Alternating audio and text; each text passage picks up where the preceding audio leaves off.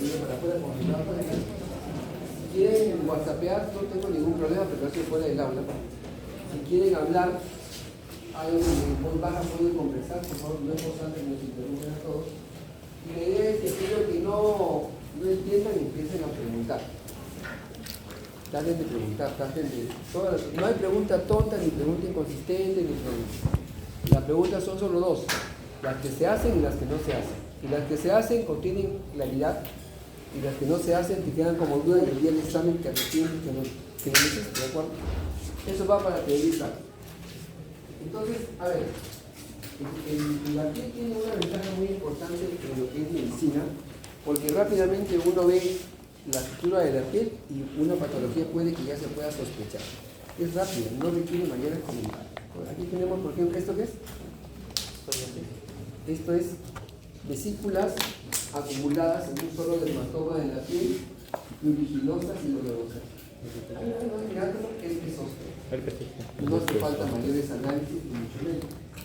Se sospecha rápidamente lo que tiene. ¿Esto qué es? Un melanoma. Características importantes en cuanto a su coloración, las bordes irregulares. Y finalmente, esto generado por el estrés que psoriasis. Entonces, la piel tiene esa característica. Cada capa de la piel, cuando se altera en su función, te da signos muy claros definitivamente de que está alterado. ¿Cuántas capas tiene la piel, señorita? Pueden hacer lo más importante que la segunda capa en la ADN. Fibroblastos.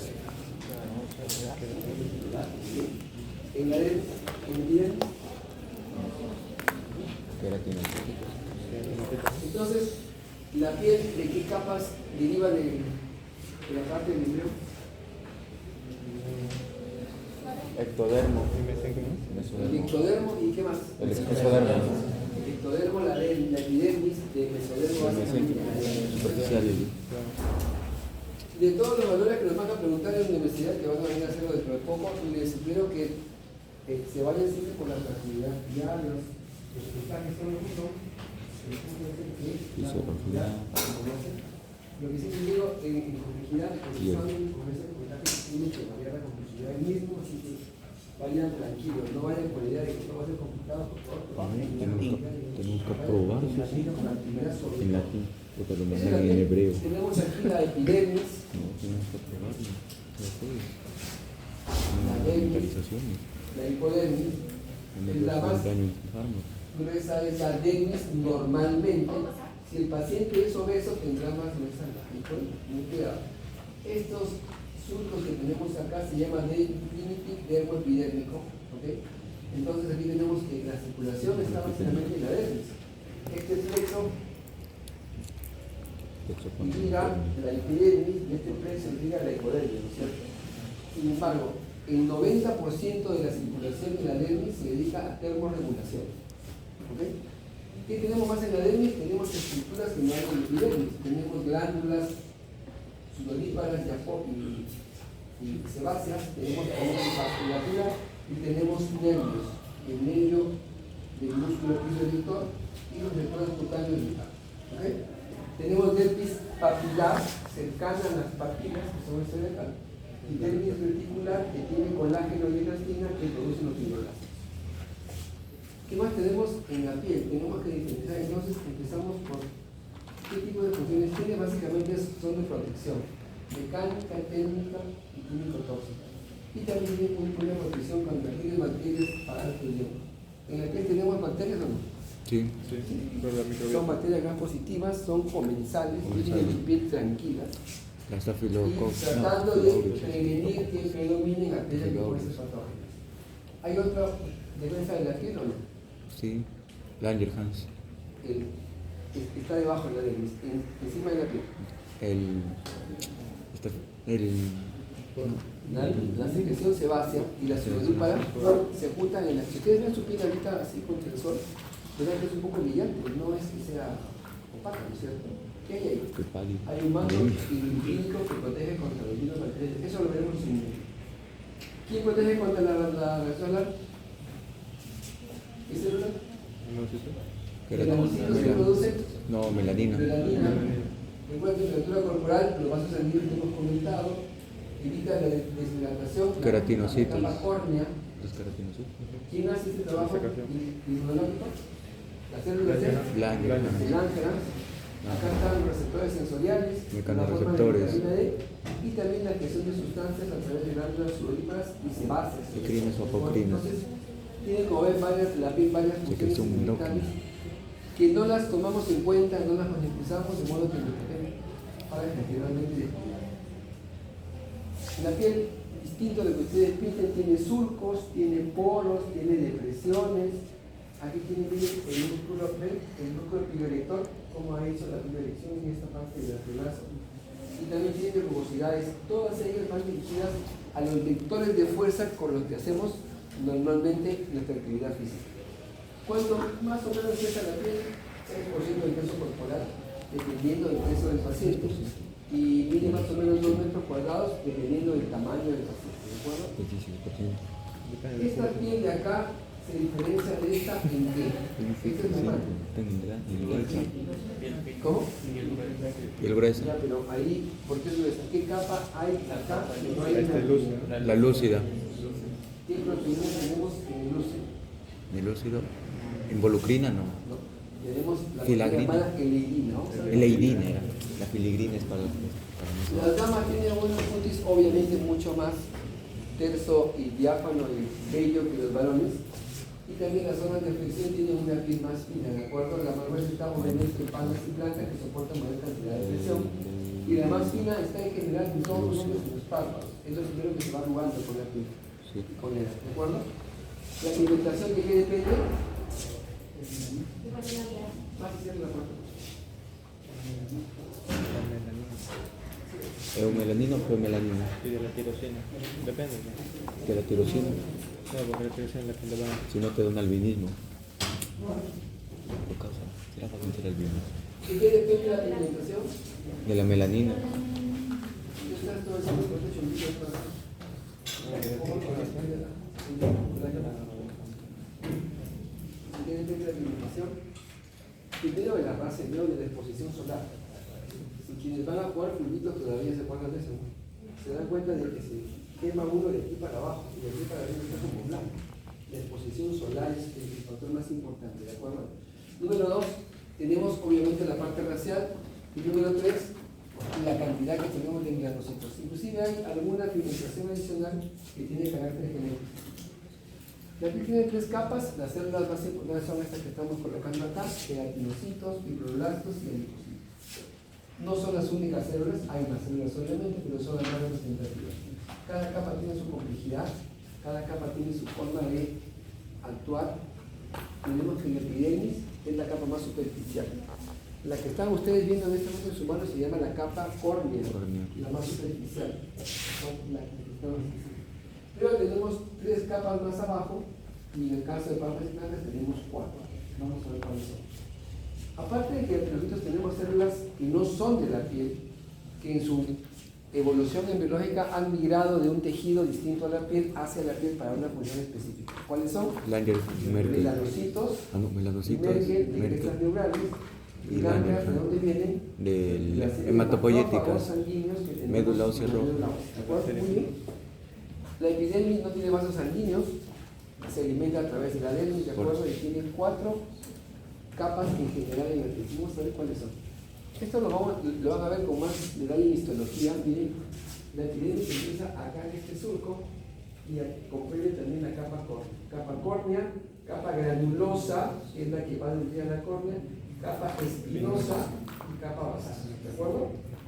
La dermis, tienes dermis papilar, que hemos comentado, y dermis reticular, cuya sustancia la forman los fibroblastos, ¿ok? Ahí tienen ustedes una estructura de la epidermis, básicamente, ¿no? La epidermis con los 4 estratos más importantes, y se dan cuenta que tiene más capas, es el estrato espinoso. Tiene mayor cantidad de capas que el granuloso, que son apenas 3 o 4 capas, y obviamente el córneo depende de la zona donde estemos. A zona de mayor presión, la capa de queratina va a ser mucho más grande, ¿de acuerdo? Tenemos el estrato basal, acá tenemos un melanocito, tenemos más o menos 10 a 20 queratinocitos por cada melanocito que tenemos cerca de él. Y tenemos también el espinoso y nervioso. ¿Qué más tenemos aquí en la piel? Miren las células que los acompañan. Melanocitos, células blancas, células del Merkel. Y hemos visto que el estrato basal, el estrato más bajo de acá, tiene las células madre. Quiere decir, son células que van a producir cada vez más y más keratinocitos y van a ir ascendiendo a la capa córnea, ¿de acuerdo? Hay varias mitosis, tiene ya filamentos de queratina, la capa basal, que da consistencia al queratinocito, y da dos tipos de queratina, la 5 y la 14. Aparte de queratinocitos, tenemos melanocitos, células blancas, que hemos comentado de dónde vienen y para qué están, y células de Merkel, que son células nerviosas del tracto superficial. ¿De acuerdo? Visto así la epidermis, entonces, así están. Melanocitos, discos de Merkel, células blancas. Y los estratos correspondientes, el granuloso, el espinoso, este es el inmediato inferior al córneo en la mayoría del cuerpo, y el estrato basal que tiene las células que estamos comentando. Miren que las células, dependiendo del tipo de piel, puede que tenga más estrato espinoso o menos, sobre todo en las extremidades. Ahí están las células y de dónde vienen, neurales, melanocitos y neurones de Merkel, y del ángel viene básicamente del mesodermo y del médula ósea que ya se por acá, la serie de macrófagos. Entonces, a ver, discos de Merkel son para el tacto superficial. En su práctica tienen que hacer esta parte. Si bien ha visto su aula, ¿ya tienen ahí sus guías o no? ¿Sí? No está. Sí están las guías, ¿no? Si no están el delegado, que me avisen para pasarles las guías. Las guías las he hecho yo. Entonces, deben estar en el aula, porque ya el aula la mandé a explicar hace una semana más o menos. Que debería estar en todas las aulas. Si no está, por favor, le dicen. Discos de Merkel derivan, como hemos comentado, de las células neurales, de los neuroblastos gigantes. Ya nos avisaron por Están más en el estrato basal que en el espinoso, se unen a los queratinocitos fuertemente, justamente para permitir que el impulso nervioso, el estímulo que llegue a esta zona, se difunda de modo adecuado. Son células de tacto fino superficial que contienen dos neurotransmisores llamados metencefalina y bombecina. ¿Qué pasa con las del ángel? Son derivadas, como hemos comentado, de la célula de macrófagos. Es una célula poliédrica que tiene varias prolongaciones. Varias. ¿Okay? Se abre. Esta célula se dedica a captar sustancias extrañas o cuerpos extraños que entran a esa capa de la piel y la puede fagocitar. Y si no la puede fagocitar, ¿qué hace? La preparan y la procesan para que llegue el neutrófilo y la fagocita. O sea, son las células de defensa más importantes en la segunda línea de defensa. La primera es la capa córnea. Expresan sensibilidad, la hipersensibilidad retardada, y también expresan algunas moléculas de complejo de histocompatibilidad mayor 1 y 2. ¿De acuerdo? Inclusive también tienen una estimulación del sistema de complemento.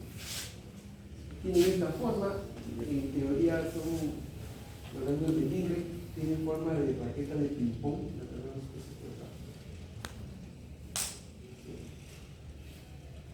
Y como hemos comentado, fagocitan, procesan y presentan antígenos para que sean eliminados. ¿Qué tenemos luego con los melanocitos?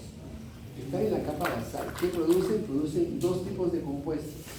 Eumelanina y feomelanina. Eumelanina y feomelanina, ¿de acuerdo?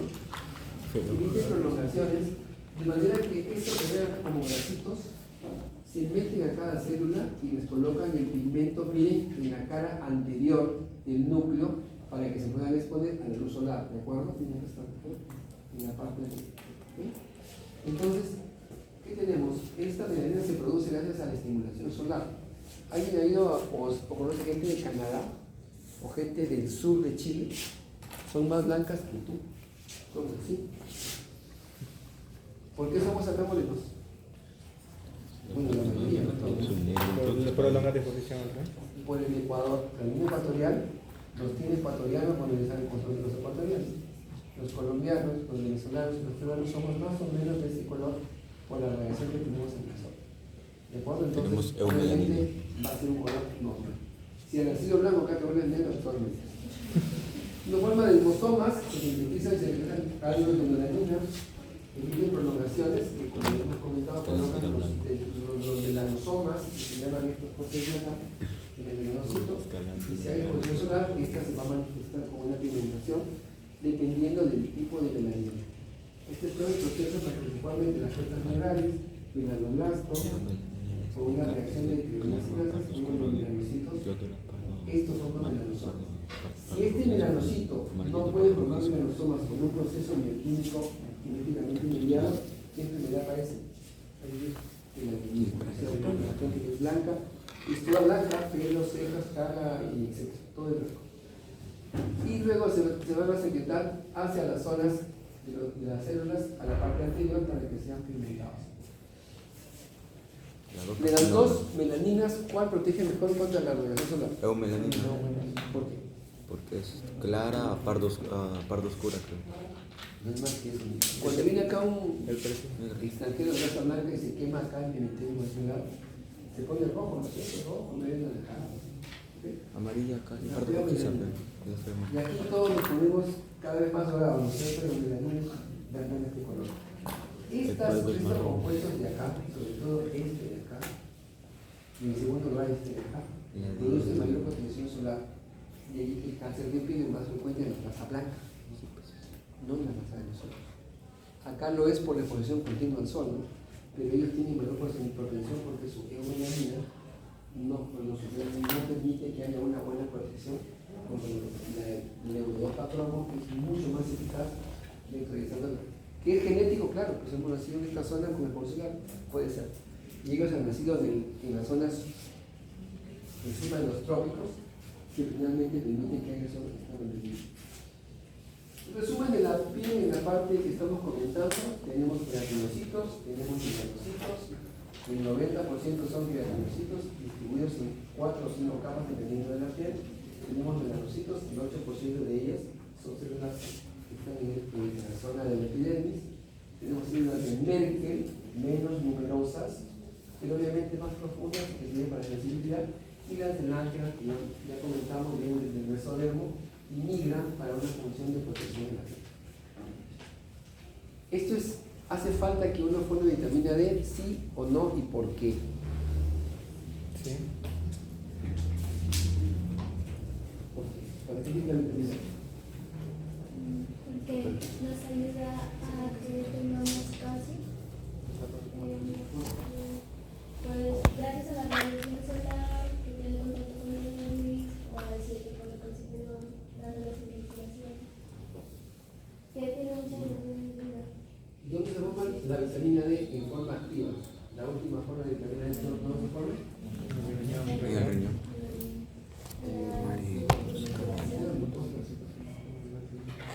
Es para la activación de los osteoblastos.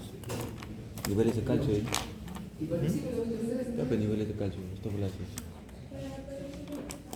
Para la absorción de calcio en el intestino delgado, porque aumenta la actividad de la calinina D, que es aquella proteína que mete el calcio dentro del cuerpo. ¿De acuerdo? Sirve para eso. ¿Y el calcio para qué sirve? Para la formación de los huesos. Solo sirve para los huesos. Y el sistema inmune. Sirve para todo el calcio, la coagulación, el sistema inmune, la formación de huesos, la transmisión nerviosa, Factor de para coagulación todo, del calcio. ¿de acuerdo? La fuerza muscular que veremos la próxima semana. Entonces, eso es muy importante. Los colinérgicos. ¿Qué tiempo se deben ustedes exponer al sol? ¿Tú qué dices? 25 minutos. 30 minutos. ¿Y debes exponer al sol, sí o no? Sí, pues es importante. Ayer, por ejemplo, me había dicho que por el COVID, así como cuarentena, la gente estaba dentro de su casa. Tengo mucho problema de Ahí está, porque no se ¿Tú crees? como usted ha dicho, a productos de no tienen vitamina D.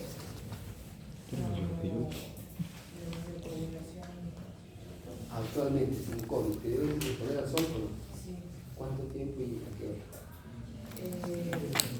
Antes de mediodía, no tanto antes de mediodía, porque es cuando están los cosas. Prácticamente al sol, con tu ventilador se usa, no pasa nada, ¿de acuerdo? Entonces, que hagan eso a la semana, 5 veces a la semana es suficiente para que tengan buena. Ahora, Si ustedes se van con sus casacas, todos nosotros siempre hay nada. Tienen que exponer más superficie de la piel al sol para que pase una buena radiación. Si nada más en la cara, no es mucho. La idea sería estar básicamente por lo menos los brazos y la cara, ¿no? Depende también mucho el área que exponen, ¿no? Por si acaso. No solo que yo me exponga, también el área que exponen es importante. Muy bien, entonces, esa es la forma como la piel también participa en la fusión endocrina de la paratiroides que vemos en su momento. Aparato hormona. Exacto. Ahí tenemos la melanina, sus colores, tenemos el albinismo como una situación que genera, el albinismo genera que la infección sea mucho más susceptible al cáncer de piel, obviamente, ¿no?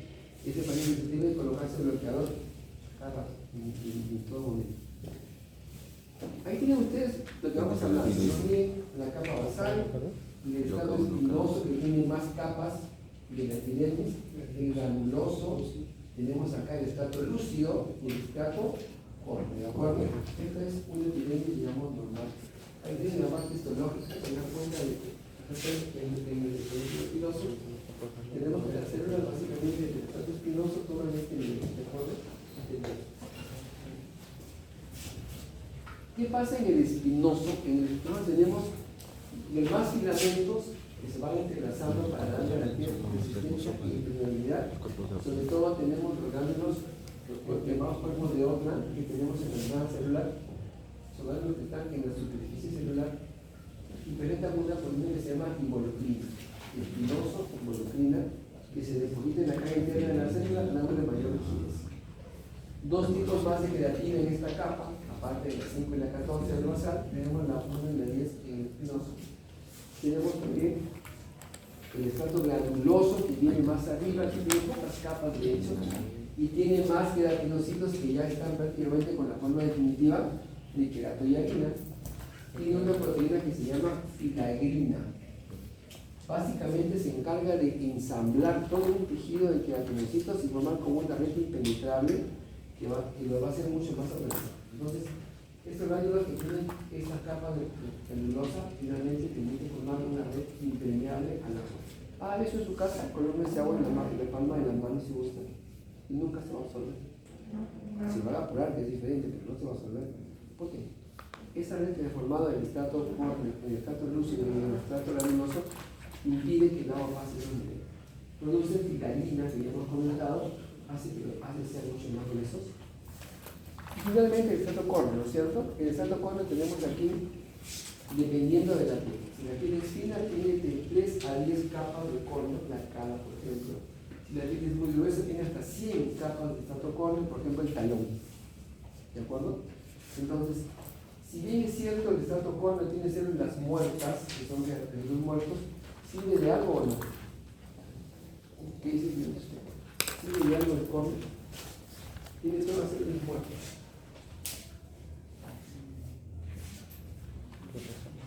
Evita la deshidratación.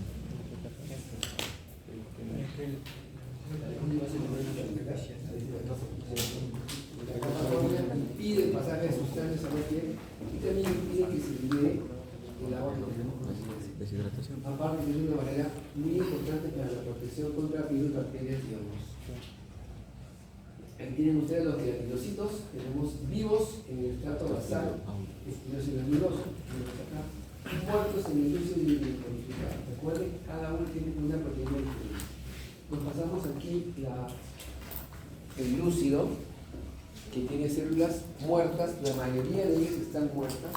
Si tiene su proteína llamada bilirubina, que le da consistencia y elasticidad a la zona de palmas y plantas.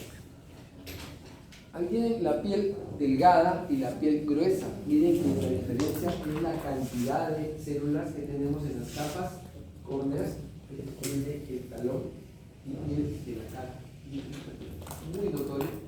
Tenemos los dedos prácticamente parecidos y acá el estrato granuloso es el que va a ir soltando más células muertas a la zona periférica. ¿La piel se regenera sola? Sí. Cada 2 a 4 semanas se nos cae la piel y finalmente hay piel nueva. Pero si uno hace el ejercicio de estarse lavando con su jabón de higo, su jabón de pepa cada rato, esa generación de piel simplemente finalmente se deteriora. ¿De acuerdo? Esto es imposible de hacer, me parece, ¿no? Separar dermis de epidermis. Separamos la dermis de la epidermis Y acá nos queda la dermis papilar, esta, y abajo nos queda la reticular. Entonces, esta es la división dermoepidémica. Es la zona más grave para que aparezca un nebus. El nebus de esa zona es premaligno, sí o sí. Se llama nebus de la unión. Y tenemos en la dermis, que es una capa mucho más gruesa que la que tenemos en la mente, ¿no? Tiene dos zonas, tenemos comentado papilar y reticular, y básicamente la forma tejido conjuntivo consistente. Tiene además vasos sanguíneos, terminaciones nerviosas, glándulas sudoríparas y sebáceas. Tiene más componentes que el epidermis, y eso lo hemos comentado en el dibujo inicial. Los vasos sanguíneos dijimos que tenían dos plexos, uno superficial y uno profundo, y los nervios pueden ser nervios motores del músculo piloerector y nervios sensitivos, que son básicamente los nervios que van por los corpúsculos del cráneo. Vamos a ver en la segunda parte de la clase cuáles son. Ahí tienen ustedes, Los receptores, los receptores, los receptores. epidermis, el melanocito, los queratinocitos, el citoplasma espinoso, los capilares. Aquí tenemos la dermis, que tiene folículo dental, glándulas sudoríparas, folículo piloso, músculo erector del pelo, raíces nerviosas que estimulan esa zona, glándulas sebáceas. Hay más estructura de hecho en la dermis. Y hay su grosor también, ¿no es cierto? Si ustedes sudan, a ver, si tú sudas en palma de la mano, vas a encontrar el sudor. ¿Eso debería oler o no? No. Porque son glándulas Ecrinas. que están en todo tu cuerpo, a excepción del glande, la cara interna del prepucio, el clítoris, los labios renales y el chunguear. Tenemos en todo el cuerpo ecrinas, son túbulos enrollados, que es lo que están por acá. Tiene una porción secretora y tiene tres tipos de células.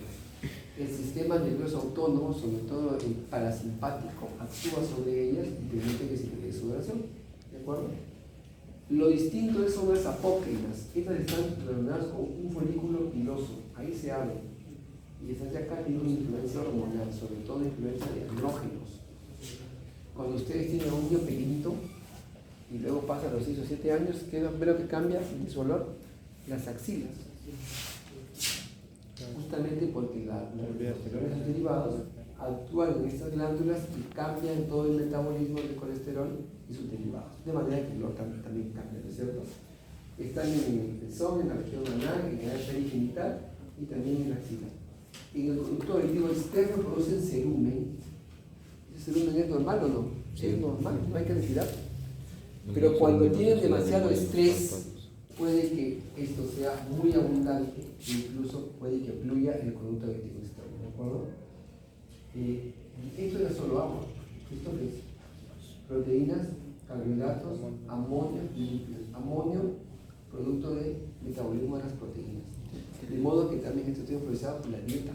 ¿De acuerdo? Ustedes comen pura comida chatarra, van a oler completamente diferente, por ejemplo, a un vegano, que no huele a nada, por su caso. No ocupan de ver nada.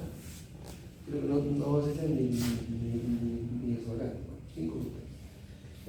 Aquí tenemos las células túbulo enrolladas ecrinas, ¿se pueden ver?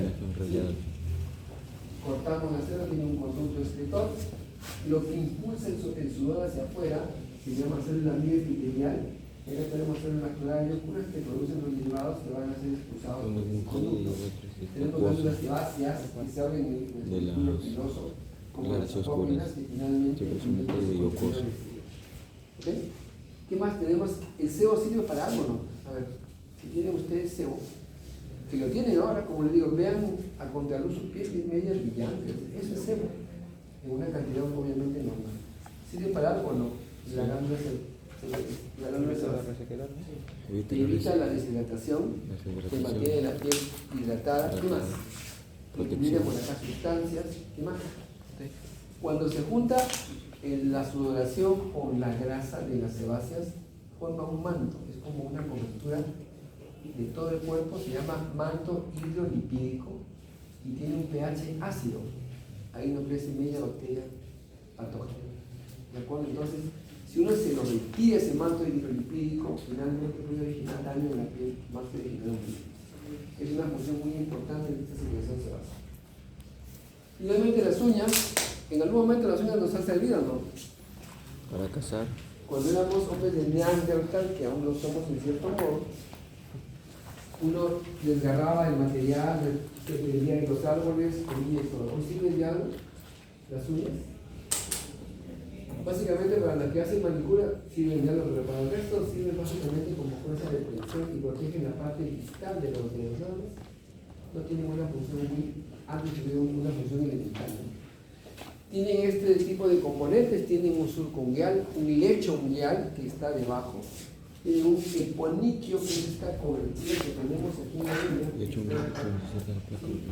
Y tenemos una lúnula que algunos clínicos pueden detectar aquí signos clínicos de enfermedades. Por ejemplo, el infarto, aquí se forma un surco en la uña. Es el paciente infartado y tiene aquí un surco de veado, se llama. Ahí tienen ustedes la uña, miren cómo se insertó. Este tejido es amplio en mitosis y básicamente mantiene en el lugar la uña.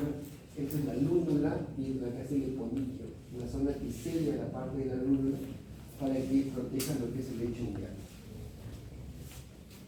Aquí tenemos el hipodermis, tenemos básicamente células grasas. Aquí hablamos ya de función metabólica.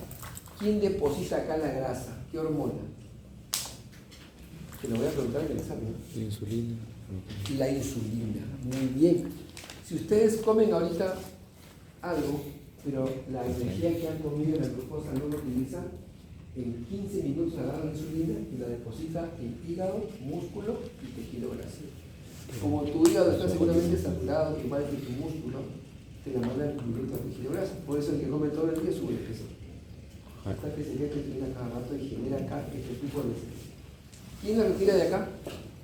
Cuando estoy en ayuno, ¿quién la saca de acá? Glucagón. El glucagón retira de acá energía. Ahora, si ustedes...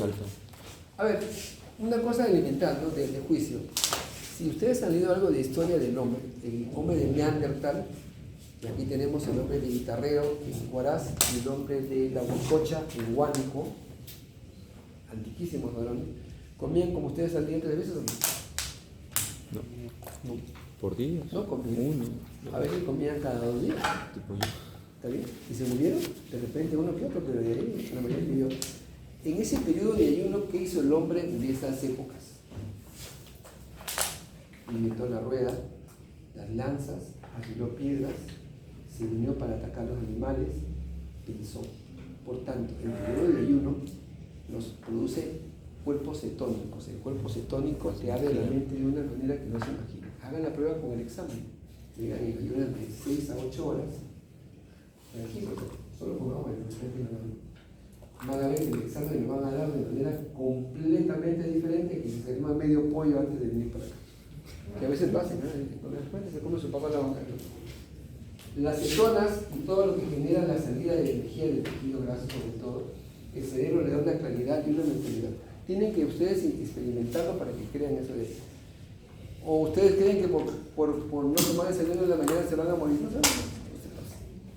Coman también tarde. Si ustedes quieren venir a la clase y no dormirse, no coman en la mañana. Se levantan y se rinden algo, porque es básicamente el reflejo. Si tienen cómo responder, coman 10 de la mañana y se van a dar cuenta que de 7 a 10 su claridad mental es otra. Hagan la prueba, no me hagan caso a mí, hagan la prueba para que vean. Esa es función de la piel. Tiene función protectora, tiene función de aislante térmico y de depósito de energía, que hemos comentado. Cuando es necesario se recurre a ella en los periodos de ayuno o de estrés. De acuerdo a una persona estresada que lidera catecolaminas, puede que también genere esta polisis y locura de tejido. Ese es el resumen de la primera parte, toda la función de la piel, dermis, hipodermis, epidermis también como la parte protectora. Ese es el esquema elemental. Yo sugiero que por cada clase hagan lo siguiente. Vean el PowerPoint e inmediatamente después vean un video, máximo de 5 a 6 minutos. Y después lean el libro. Si lo hacen al revés, el libro les pone 50 cosas que no están acá y se van a bloquear un poco. Háganlo de esta forma. Entren a su manera. PowerPoint, video y luego el libro. Y se van a dar cuenta que el libro lo leen con más facilidad, ya no es tan raro leer el libro, ¿de acuerdo? Es más fácil, más ameno. Tenemos todo el mapa mental de la actividad ahora. 5 minutos de break, por favor. Vayan al baño, tomen su agüita. Un coffee break. Un agua. funciones de protección sí. Pedimos los demás. Si estamos en una situación de amenaza, hay demasiado calor, demasiado frío, o en todo caso tenemos algún tipo de estímulo negativo, el tacto nos avisa y nos permite cambiar de posición. Una vez que uno detecta algo, ¿dónde lo lleva? Al nervio raquídeo. ¿Dónde va? Al nervio espinal. ¿Dónde va? Al tálamo. Y el tálamo va a la corteza. ¿De acuerdo? Todo se llama esos sistemas sensitivos que vamos a ver, espero estabilidad. Entonces, el lóbulo parietal es aquel donde está el tacto. Vamos a verlo al final. Y está al lado del lóbulo frontal y el lóbulo temporal. Entonces, la sensibilidad que tenemos, sensibilidad interna, estómago, intestino, qué sé yo, cuando cambia sus características nos manda señales sensibles al cerebro, y la sensibilidad exteroceptiva, que es la que viene del exterior, que tiene dos formas. Tiene una forma de somestesia, que es lo que nos toca hacer hoy día, y una zona de sensibilidad visceral, pero especial como la audición, el oído, la audición, la visión, el gusto, y lo vemos en el sistema nervioso en la segunda unidad. Ahora, esta somestesia tiene dos sensibilidades diferentes muy marcadas. La táctil y la propioceptiva, que la van a hacer en clase. Si yo le caigo a una persona con ojos cerrados de posición, una extremidad del cuerpo, tiene que decirme hacia dónde está. Tiene propioceptores. Posición. Y tiene una sensibilidad técnica, ¿de acuerdo? Posición tono muscular. Entonces, todo esto vamos a verlo en detalle en la práctica sobre todo. Ahí tienen una figura que grafican bien. Los receptores profundos, Pacini y Ruffini, superficiales, Meissner y Merkel. Fácil. Superficiales M y M y profundos los que acaban en IN. ¿De acuerdo? Estos ven estiramiento y calor, estos ven presión, estos ven tacto ligero, tacto superficial, estos de corpúsculos. ¿Cómo se adaptan? Los que más rápidamente se adaptan son los corpúsculos de Pacini. Rápida Los adaptación. corpúsculos de Meissner, ¿de acuerdo? Los que lentamente se adaptan son básicamente los de Merkel y los corpúsculos de Ruffini. Calor. Ahí tienen, también esto lo van a hacer ustedes en clase, van a hacer campo de recepción, ¿de acuerdo? Van a ustedes detectar cuál es el campo de cada receptor dependiendo de la zona corporal, eso lo hacen en la clase. En general, donde hay más receptores, hay un campo más pequeño de recepción. Donde hay menos receptores, el campo es mucho más grande. ¿Y cómo lo van a hacer? Van a colocar un estímulo de dos puntas en zonas donde hay pocos receptores y lo va a detectar como uno. Y van a colocar puntas, por ejemplo, en el labio y te da dos. Vamos a ver eso más adelante. Ahí están los receptores de el disco de Merkel que hemos comentado con los neurotransmisores, bombecina y encefalina, las células de la eliminación de luz libre. ¿Esto cómo se llama? Célula de Schwann. ¿Qué produce? ¿Qué produce la célula de Mielina. Mielina en los nervios periféricos. las periferias. Tenemos cuatro Sistema tipos de receptores: mecanorreceptores, termorreceptores, nociceptores, o sea, del dolor, y tenemos proprioceptores. Cuatro. Entonces, mecanorreceptores tenemos los discos de Merkel, los discos de Meissner. Estos son de la deformidad de la piel superficial imperceptible prácticamente. Estos son para determinar los puntos que lo van a hacer en la clase. Y lo de acá son terminaciones nerviosas que están al lado de los folículos nerviosos. Tenemos también el corpúsculo de Pacini que viene para la presión. Por ejemplo, ustedes llevan sentados ahí ya buen tiempo y están metiéndose a la clase y se han olvidado que están sentados en unos corpúsculos que están en sus glúteos. Porque ya no lo sienten. Porque Adaptación rápida. Están adaptados, ¿de acuerdo? Ya no mandan señales a su sistema anterolateral. De estiramiento tenemos los de Ruffini. Y como tenemos receptores, tenemos fibras 3 y 4 que les ponen acá, no están pequeños como 0,1 grado centígrado. Tenemos estos dos tipos, tenemos también nociceptores, que son fibras A delta y fibras C. Son dos fibras diferenciadas.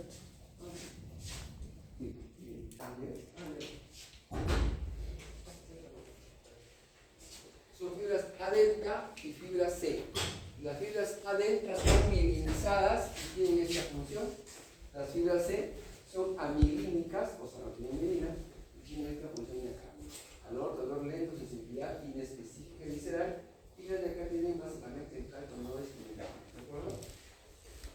En su tercera semana, o la segunda, van a hacer reflejos tendinosos.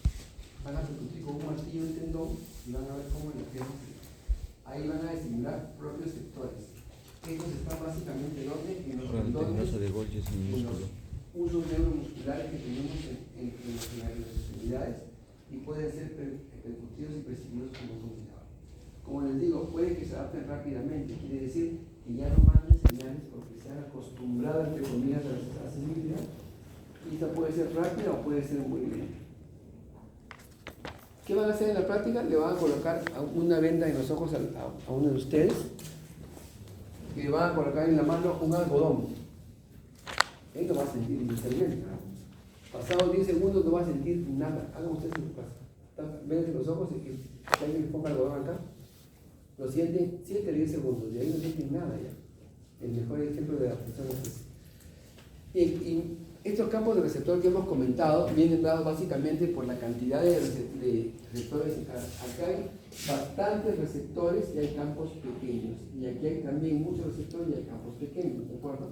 En cambio, en el resto del cuerpo tenemos campos de receptor manual. Miren el tamaño en milímetros, ¿no ven?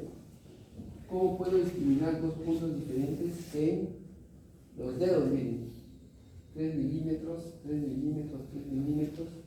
En cambio, en la pantorrilla son más o menos 5 centímetros. De aquí para acá. Los campos son, esta distribución de campos se hace en base a los corpúsculos de Meissner, no se olviden porque es muy práctico. Esto que están haciendo acá, lo van a hacer finalmente con esta cosa. ¿Con quién tienen ustedes para ¿Con Bolidor? Qué bueno, excelente docente.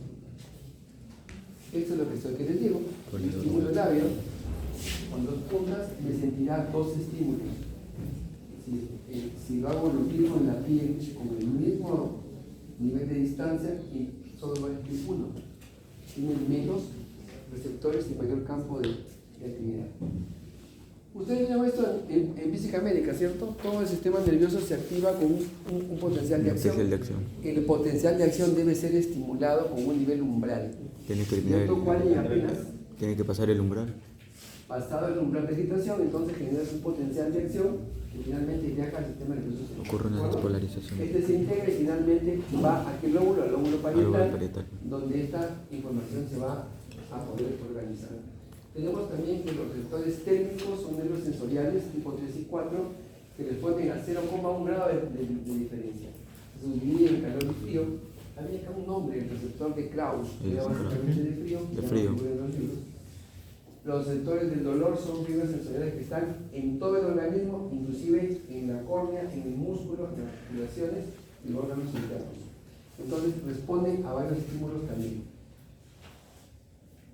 Ahí tienen esto. ¿Esto cómo se llama? Dermatomas. Cuando los nervios salen de la columna vertebral, se van hacia adelante. En su camino inervan músculos, inervan huesos. El dolor irradiado de... Pero cuando llegan a la piel, la parte de la piel que inerva un nervio raquídeo se llama dermatoma. Y esto me sirve en medicina para ubicar lesiones y sobre todo para ubicar sensibilidad. Si yo al paciente, que me van a hacer la práctica, le coloco acá un estímulo y no siente casi nada, y acá siente normal, diré que tiene hipoestesia L3, L4. Por eso es importante eso, porque eso me permite ubicar una probable lesión a ese nivel que me debo despegar. De manera que si me dicen una cosa útil de esta parte es esto, los dermatomas.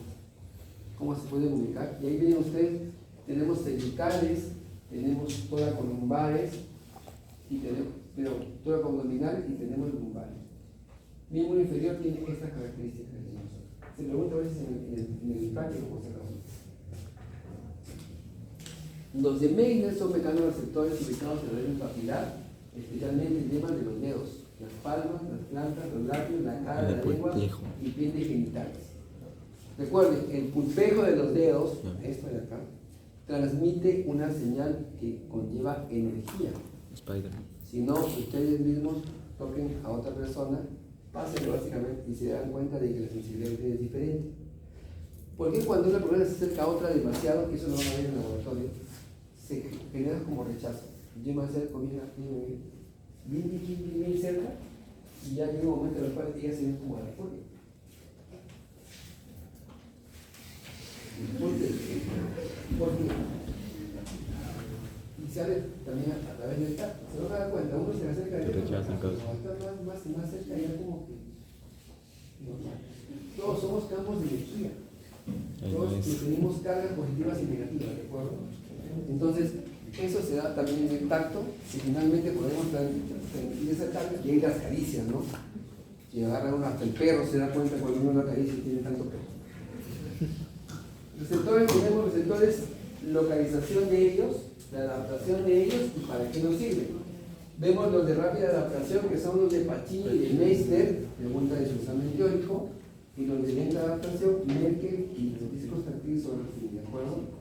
La piel glabra es la piel sin pelo que tenemos en labios, en genitales, en palmas y en plantas. No tenemos pelo ahí, ¿de acuerdo? Y tiene una distribución diferente. Quien tenga pelo ahí se lo me pues obviamente. Ahí tenemos la piel glabra, no hay pelo, acá sí hay pelo, y miren la distribución de receptores es completamente diferente. Aquí tenemos zonas más sensibles, aquí están los de Meyden, miren cómo están. Prácticamente pegados al epidermis, los discos táctiles también. De manera que las zonas sin pelo son zonas sensibles, sobre todo los labios y los genitales, obviamente, ¿no? Y las con pelo no tienen esa riqueza de estímulos para que sean activadas. Y esto es lo que sucede con nosotros. ¿Se acuerdan que la cara tenía un montón de pequeños campos de recepción? La cara y la mano son zonas que están más representadas en la corteza somatosensorial. Esto está en el lóbulo parietal del cerebro. Por eso es de que hay más riqueza de receptores y hay campos más pequeños, ¿de acuerdo? El labio superior, si se dan cuenta, es el más sensible. Ya ustedes vean cómo usan esa información. Pero el labio superior es el más sensible de todos nosotros.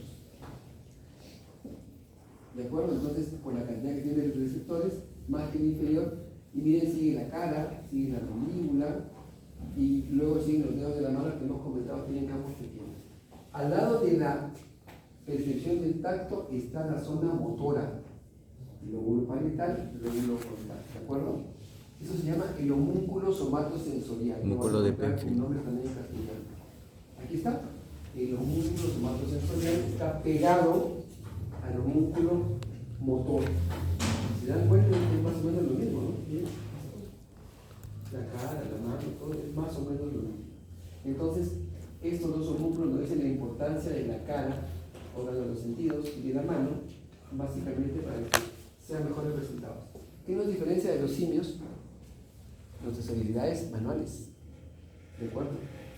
¿Qué nos diferencia del cerebro? Básicamente el desarrollo que tenemos del lóbulo frontal y el desarrollo cerebeloso. Miren cómo viaja la información.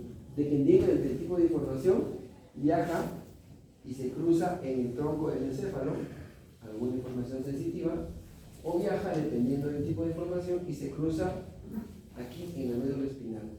Esto se hace en médula espinal, por eso es mi preocupación de saber si se va a hacer o no, porque es algo más complejo. La piel se nos cae a las 4 semanas y a veces hasta menos. Si uno se baña demasiado, se forma. La renovación es más frecuente y se dan cuenta que si se bañan demasiado, su piel se empieza a deteriorar más rápido, justamente porque no damos espacio para que esta renovación sea equilibrada. Entonces las células madre originan cada vez más y más queratinocitos. Para eso participa la vitamina D. Ustedes favorecerían el estado de su piel con 3 cosas por hacer. ¿Cuáles son estas cosas de acá? Protección solar adecuada, hidratación y vitaminas. ¿Cuál es la más importante? La vitamina A y la vitamina E. Si no se claven ninguna crema en la cara, van a estar mejor que aquel que se clava toda la ácido retinoico. ¿De acuerdo? Entonces, 3 elementos fundamentales. A ver, el factor de protección solar que ustedes usan, ¿cuál es? ¿Quién usa acá bloqueador solar? ¿Nadie? ¿Tú? ¿Qué número usas tu hija? ¿Qué número usas de FPS se llama? Sí. 30. ¿30? Ya. Está perfecto. ¿Tú cuánto usas? Bahía. ¿90? ¿Cómo debemos usar el bendito bloqueador solar, a piel más clara, el número debe ser más alto. 90 no está, yo creo que con 50 estaría el paso. Yo uso 35 y adiós. Si fuera blanco, como la señorita del fondo, sí usaría 70, 80, ¿no? 90, raro. ¿Dónde está la blanca? Y si es uno bien moreno, pero que también se quiere proteger, que use solo 15, nada más. ¿Sí? Que no use. Tiene las manos de repente. El hecho es que el factor de protección solar va de acuerdo con el tipo de piel del paciente y sobre todo la coloración. A más blanco seas, el número es mayor. A más moreno seas, el número es menor. Con 35, como dice acá la mía, son suficientes. Usen sobre todo el que es en gel. El que se usa en crema, que es blanco y pinta y todo, se cree que tiene derivados de magnesio que penetran la piel y también la pueden dañar. Así que hay gente, por si acaso, contraria a los bloqueadores un montón.